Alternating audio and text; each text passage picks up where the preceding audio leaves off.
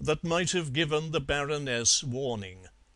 He had composed the verse himself, inspired and thoroughly carried away by his subject.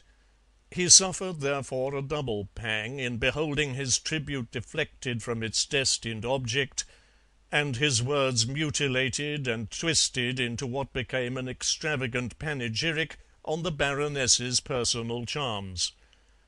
It was from this moment that he became gentle and assiduous in his private coaching of Cassandra. The county, forgetting its dissensions, mustered in full strength to witness the much-talked-of production. The protective providence that looks after little children and amateur theatricals made good its traditional promise that everything should be right on the night. The Baroness and Clovis seemed to have sunk their mutual differences, and between them dominated the scene to the partial eclipse of all the other characters, who, for the most part, seemed well content to remain in the shadow. Even Agamemnon, with 10 years of strenuous life around Troy standing to his credit, appeared to be an unobtrusive personality compared with his flamboyant charioteer. But the moment came for Cassandra, who had been excused from any very definite outpourings during rehearsals, to support her rôle by delivering herself of a few well-chosen anticipations of pending misfortune. The musicians obliged with appropriately lugubrious wailings and thumpings, and the Baroness seized the opportunity to make a dash to the dressing-room to effect certain repairs in her make-up.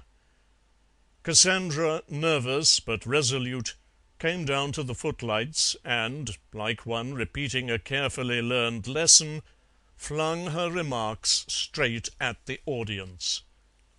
"I see woe for this fair country if the brood of corrupt, self-seeking, unscrupulous, unprincipled politicians," here she named one of the 2 rival parties in the state, "continue to infest and poison our local councils and undermine our parliamentary representation.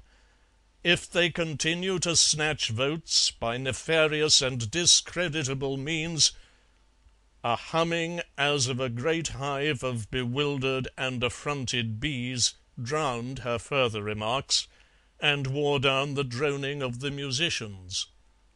The Baroness, who should have been greeted on her return to the stage with the pleasing invocation, "O Clytemnestra, radiant as the dawn," heard instead the imperious voice of Lady Thistledale ordering her carriage, and something like a storm of open discord going on at the back of the room.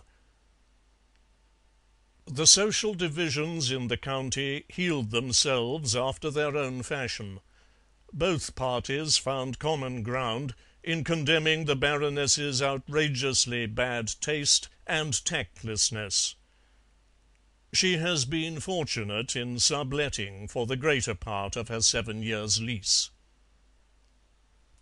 End of The Peace Offering. This recording is in the public domain.